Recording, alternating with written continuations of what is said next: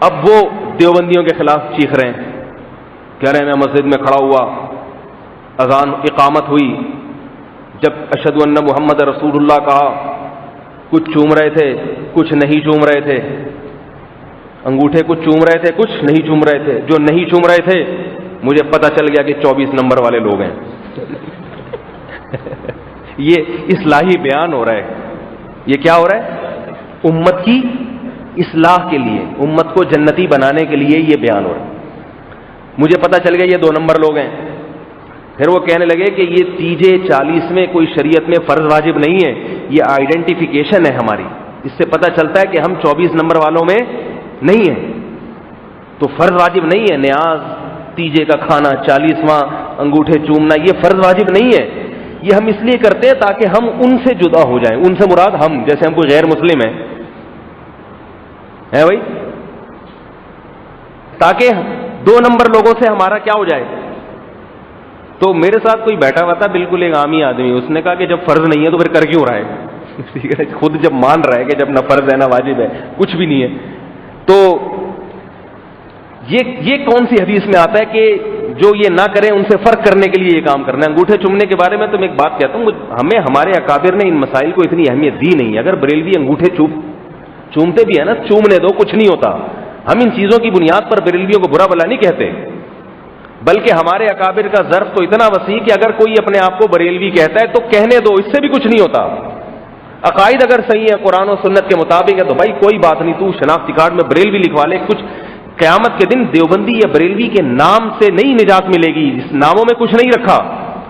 عقائد دیکھے جائیں گے، عقائد کیا ہیں آپ، تو کوئی بات نہیں۔ بعض معتدل بریلوی بھی ہیں، میں جانتا ہوں، میں بیان میں ایک دفعہ بتا بھی چکا ہوں کہ جہاں میں پہلے امامت کیا کرتا تھا وہاں بالکل ہماری مسجد کے قریب حکیم صاحب تھے، وہ بریلوی ہیں، بالکل صلاۃ و سلام والے اوریجنل بریلوی، لیکن میرا بڑا احترام کرتے تھے وہ۔ کبھی کبھار ان سے کوئی نسخہ وسخہ لے لیا تو پیسے نہیں لیتے تھے، کہتے تھے ہمارے بڑوں نے کہا ہے کہ مسجد کے اماموں سے فیس نہ لیا کرو، ان کا ایک جذبہ تھا، حالانکہ ان کو پتا تھا کہ میں گرین چینل نہیں ہوں۔ تو ایسے معتدل لوگ بھی ہوتے ہیں، سب کو ایک لاٹھی سے نہیں ہانکتا میں، لیکن جو انٹرنیٹ پہ اور جو تقریروں میں زیادہ کام ہو رہا ہے نا، وہ تخریبی زیادہ ہو رہا ہے، تعمیری کم ہو رہا ہے۔ تو وہ انگوٹھے چومنے پہ تو ایک بات ہمارے حضرت فرمایا کرتے تھے بڑی زبردست کہ بھائی نبی سے اگر محبت ہے تو کسی کے منہ سے نبی کا نام نکلا تو اس کا منہ چوم لو، بھائی یہاں سے نکلا ہے نام، یا نبی کا نام کسی کاغذ پہ لکھا ہے تو وہ کاغذ چوم لو، نبی کا نام نکل کے گیا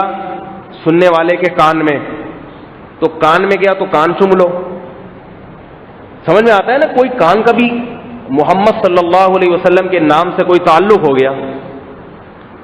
کسی نے کاغذ پہ نبی کا نام لکھی یا کاغذ چوم لو۔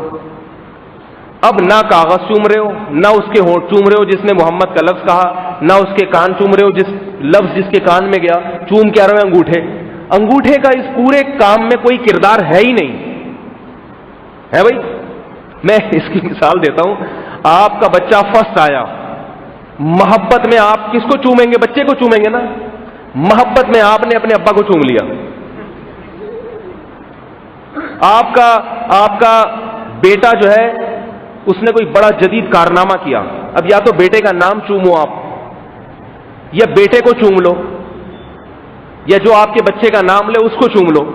ان میں سے کسی کو نہیں چوم رہے، ستار بھائی کو چوم رہے ہو جو سامنے کھڑے ہوئے، جن کا اس سے کوئی تعلق ہی نہیں ہے۔ تو لوگ کہیں گے بھائی کیا ہو گیا، کوئی لاجک نہیں بنتی، اس لیے ہم کہتے ہیں لاجک نہیں بنتی۔ پھر بھی اگر آپ کو اس میں لگتا ہے کہ نہیں آپ کو لاجک نظر آتی ہے، نہیں ہم چومتے ہیں، ہم چوم لیں، کوئی نہیں حرج ہے، نہ چومنے والے کو بس برا نہ کہیں، اتنا ہمارا مطالبہ ہے کہ جو نہیں چومتا اسے یہ نہ کہیں کہ اس کے دل میں نبی کی محبت نہیں، جو چوم رہا ہے اسے چومنے دیں، ٹھیک ہے بھائی، اظہار محبت کے مختلف طریقے ہیں، کوئی کسی طریقے سے کر لے۔